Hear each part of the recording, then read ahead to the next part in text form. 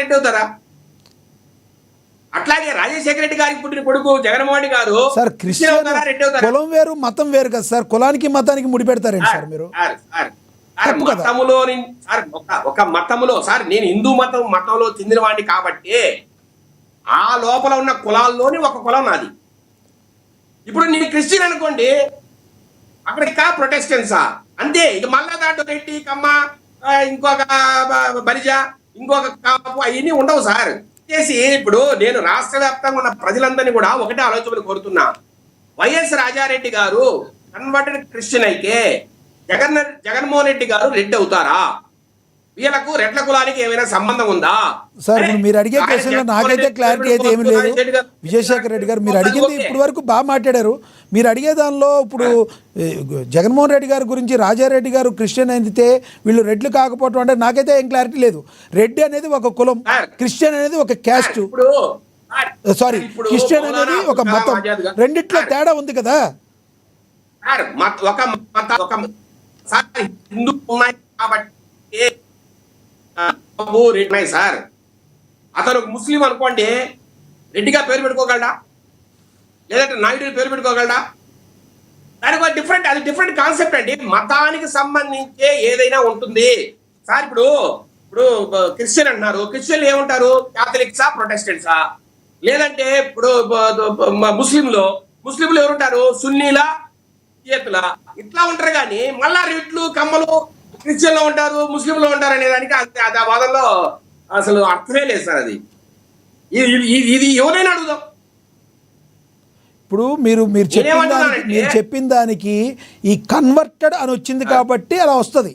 ముస్లిం మతం మన దగ్గర పుట్టింది కాదు, లేదంటే హిందూ మతం మన దగ్గర పుట్టింది కాదని కొంతమంది మాట్లాడుతున్నారు, లేదంటే ఏదైతే క్రిస్టియన్ మతం మన దగ్గర, ముస్లిం మతం మన దగ్గర కాదంటున్నారు. కానీ ఒకటి గుర్తుంచుకోండి, మతాలు వేరు, కులాలు వేరు. దానిలో ఉన్నప్పటికీ కూడా ఆ రెండు భావాలు కాదు సార్.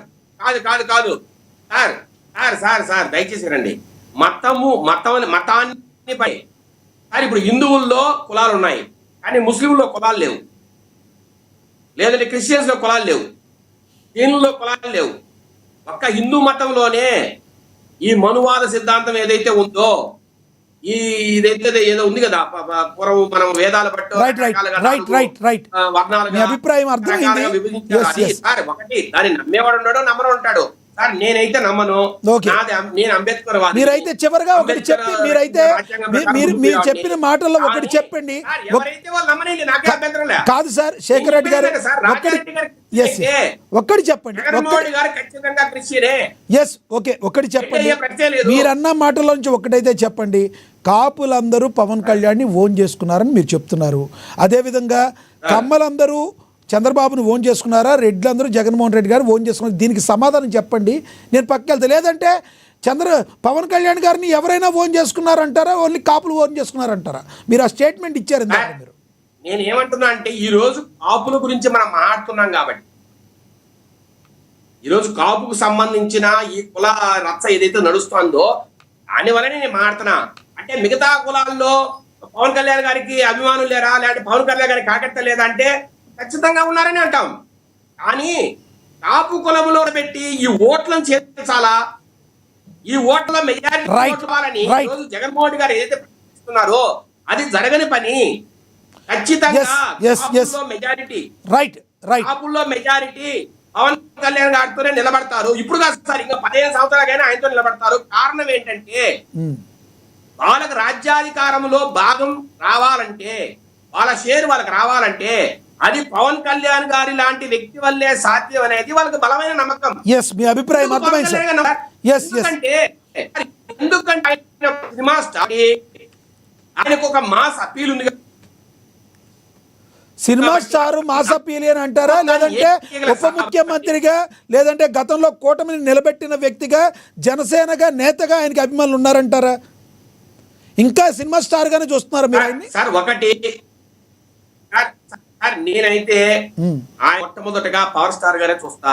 మీరు మీ వ్యక్తిగతంగా స్టార్ కాబట్టి, మీ వ్యక్తిగతం. కానీ ఆంధ్రప్రదేశ్ ప్రజలు ఎలా చూస్తున్నారంట? జనసేన అధినేతని ఆంధ్రప్రదేశ్ ప్రజలు సినిమా స్టార్ గా చూస్తున్నారా, లేదంటే జనసేన అధినేతగా చూస్తున్నారా? యశ్వంత్ గారు ఉన్నారు, యశ్వంత్ గారు కదా, ఆయన చెప్పాలండి ముందు పవర్ స్టారా లేకపోతే జనసేన? ఎవరైనా, నేను చాలా మందితో మాట్లాడతా, జనసేన సంబంధించిన వ్యక్తులతో కావచ్చు, లేదంటే కాపుకుల వ్యక్తులతో కావచ్చు, లేదంటే వేరే ఆయన అభిమానించే వేరే కులాల్లో కావచ్చు, ఎక్కడైనా. ఇప్పుడు ఒకటి చెప్పండి సార్, మీరు చెప్పండి, కూటమి ప్రభుత్వం స్థాపించడానికి జనసేన అధినేత పవన్ కళ్యాణ్ గా స్థాపించగలిగారా మీ కూటమి ప్రభుత్వం? ఒక సినిమా స్టార్ గా ఆయన వచ్చి చెయ్యుపితే మీరు కూటమి ప్రభుత్వం స్థాపించగలిగారా చెప్పండి మీరు. సార్ నేను ఒకటి చెప్తా, ఎన్టీ రామారావు గారు ఒక పెద్ద స్టార్ కాబట్టి, ఆయన నవరస నటన సార్వభౌముడు అనే బిరుదు కాబట్టి, ఆయన దేశంలో శ్రీరాముడు శ్రీకృష్ణుడు అనే ఒక ప్రతిరూపంగా ఆయన కొలిచారు కాబట్టి, దేవునిగా కొలిచారు కాబట్టి ప్రజలు, ఆయన పార్టీ పెడితే 9 నెలల్లో ఆయన సీఎం కాగలిగారండి. అదే ఆయన ఒక మామూలు వ్యక్తిగా నిమ్మకూరులో ఉండి గుడివాడలో ఉంటే ఆయన అప్పీల్ చేస్తే జనం ఓటేస్తారా? ఆయన ఏ క్యాస్ట్ అయినా కానివ్వండి, నేను ఆయన పలానా క్యాస్ట్ అయితేనే ఓటేసాను అన్నట్టు ఆయన ఏ క్యాస్ట్ అయినా ఆయన సినిమా స్టార్ కాకపోతే ఓట్లు పడతాయా? ఒక్కసారి అయితే సో ఎన్టీఆర్ గారు 9 నెలల్లో స్థాపించినా కూడా ఆయన ఒక సినిమా స్టార్ కాబట్టి అంతటి జనసంద్రోహం ఉందంటారు మీరు. వచ్చింది. ఆయన్నే శ్రీకృష్ణ అన్నారు, ఆయన్నే శ్రీరాముడు అన్నారు, ఆయన్నే దేవుడు అన్నారు కాబట్టి మీ అభిప్రాయం అర్థమైంది. అట్లాగే సార్ ఒకసారి సార్ సమయం అయిపోయింది, ఇంకెదురున్నారు ఇంకా గెలవడానికి చాలా సమయం అయింది. మొట్టమొదటిసారి గెలవడానికి సినిమా అట్రాక్షన్ ఉపయోగపడుతుంది.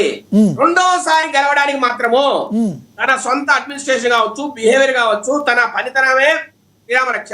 ఇప్పుడు చూడండి, జగన్మోహన్ గారికి 2019లో గెలవడానికి రాజశేఖర రెడ్డి గారి ఇమేజ్ ఉపయోగపడింది. కానీ 24కి వచ్చినప్పటికీ ఆయన సొంత వ్యవహారాలే చూస్తారు. ఆయన ఎట్లా పనిచేశారు, ఎట్లా ముఖ్యమంత్రిగా 10 మందికి న్యాయం చేశాడు, మొదటిసారి గెలవటానికి అనాలా, మొదటిసారి గెలవటానికి అనగల, మొదటిసారి పార్టిసిపేషన్ కనాలా? అంటే పవన్ కళ్యాణ్ గారు 2 చోట్ల ఓడిపోయారు, అప్పుడు ఆయన సినిమా స్టారే. మీరు చెప్పిందే నిజమైతే సినిమా స్టార్ కాబట్టి గెలవాలి కదా. కానీ 2 సార్లు ఓడిపోయినా 3వసారి గెలిచి మీ కూటమిని స్థాపించేటట్టు చేయగలిగారు అంటే ఆయన సినిమా స్టార్గా గెలిపించారా, జనసేన నేతగా జనాధిపతి నేతగా గెలిపించారంటారా? మీరు దానికి క్లారిటీ చెప్పాలి. 2014లో రైట్ ఆయన ఎప్పుడైతే అప్పీల్ చేశాడో, ఓకే ఇదిగో నా అభిమానులంతా ఏంటి అని ఎప్పుడైతే చెప్పాడో సినిమా స్టార్, ఎప్పుడైతే 2019లో జనసేన పార్టీ నాయకుడిగా ఆయన పోటీ చేశారో ఆయన పూర్తి రాజకీయ నాయకుడే. ఓకే రైట్ సార్, మీ అభిప్రాయం అర్థమైంది. మళ్ళీ మాట్లాడతాను. విజయశేఖర్ రెడ్డి గారు కాసేపు అక్కడ మళ్ళీ మాట్లాడతాను. మనతోటి సీనియర్ జర్నలిస్ట్ అక్షర్ సత్యం గారు ఫోన్ ద్వారా అందుబాటులో ఉన్నారు, ఆయనతో మాట్లాడదాం. తర్వాత యశ్వంత్ గారు ఉన్నారు, ఆయనతో కూడా మాట్లాడదాం. ముందు అక్షర్ సత్యం గారితో మాట్లాడదాం. అక్షర్ సత్యం గారు నమస్తే అండి. సార్ నమస్కారం సార్, మీకు ప్యానెల్లో ఉన్న పెద్దలకి సోదరులకి అందరికీ కూడా నమస్కారం. అక్షర్ సత్యం గారు, నిన్న పవన్ కళ్యాణ్ గారు కొన్ని వ్యాఖ్యలు చేశారు. తిట్లన్నీ తిట్టి కులాల చోట్ల దాక్కోవద్దన్నారు. ఎవరిని ఉద్దేశించి అన్నారంటారు, ఏమంటారు? ఇవాళ డిబేట్ జరిగిన తీరు మీకు తెలుసు, మాట్లాడండి ప్లీజ్. సార్ డిబేట్ స్టార్ట్ చేసే ముందుగా మీరు లక్ష్మణ్ రావు గారిని పిలిచి పవన్ కళ్యాణ్ గారిని తిట్టించుకుంటారో, చంద్రబాబు నాయుడు గారిని తిట్టించుకుంటారో, లేదా ఇంకొకరిని తిట్టించుకొని నాకు అబ్జెక్షన్ లేదు. అలాగే విజయభారతి రెడ్డి గారిని పిలిచి చంద్రబాబు నాయుడు జగన్మోహన్ రెడ్డి గారిని తిట్టించుకుంటారో, ఇంకొకరిని తిట్టించుకుని నాకు అబ్జెక్షన్ లేదు. కానీ ఈ తిట్లు భారత్లో నన్ను ఇన్వాల్వ్ చేయకండి, నేను చాలా బాధపడుతున్నా. మీరు ఒక అబ్జర్వ్ చేయండి, నిన్న మోహన్ రెడ్డి గారు వచ్చారు, అలాగే వైసీపీ ఎంతో మంది వస్తున్నారు. ఏ రోజునన్నా ఈ తిట్లు పంచాయతీ జరుగుతుందా సార్? వాళ్ళు ఈయనకంటే ఎక్కువగా తమ పార్టీ భావజాలాన్ని ప్రజలకు తీసుకెళ్తున్నారు, ఈ ప్యానలిస్టులు అందరూ విరుచుకుపడుతున్నారు. లక్ష్మణ్ రావు గారు ఇష్యూలు తీసుకెళ్కండి, ఓన్లీ తిట్ల మీద ఫోకస్ చేస్తున్నారు. వీటిల్లో నేను భాగస్వామ్యం చేయకండి. ఇక ముందు మీరు నెగిటివ్ గా తీసుకుంటారో పాజిటివ్ గా తీసుకుంటారో మీ రైట్. ఈ విషయానికి వద్దాం సార్. పవన్ కళ్యాణ్ గారు ఎవరిని తీసి తిట్టారు అన్న కామెంట్ చేశారంటే స్పష్టంగా చెప్తున్నాడు వైసీపీ వాళ్ళని. దానికి నేను దాన్నే కట్టుపుచ్చలేను. అయితే మన లక్ష్మణ్ రావు గారు మాట్లాడుతూ పవన్ కళ్యాణ్ గారు కులాన్ని దేహి అన్నాడో, ఓట్లు అడుక్కున్నాడో అన్నారు. రైట్. నాకు తెలుసున్నంత వరకు చెప్తా, మరి నేను తెలియకుండా లక్ష్మణ్ రావు గారు మాత్రమే వినేటంటే, ఎందుకంటే లక్ష్మణ్ రావు గారు ఆయన పార్టీలో ఉన్నాడు కాబట్టి వాళ్ళిద్దరు ఎప్పుడైనా 1 to 1 మాట్లాడుకునేటప్పుడు మా కాపును దేహి అని అన్నాడో లేదో నాకు తెలియదు. పబ్లిక్ గా అందరు విన్న మాట పవన్ కళ్యాణ్ అన్నది ఏంటంటే, అతను ఈ రోజు కూడా కులం దగ్గర జాయిన్ అవ్వట్లే. ఆయన పార్టీ 2014 నుంచి పార్టీ పెట్టినప్పటి నుంచి ఈ రోజు కూడా ఒక కుల సంఘ నాయకుడు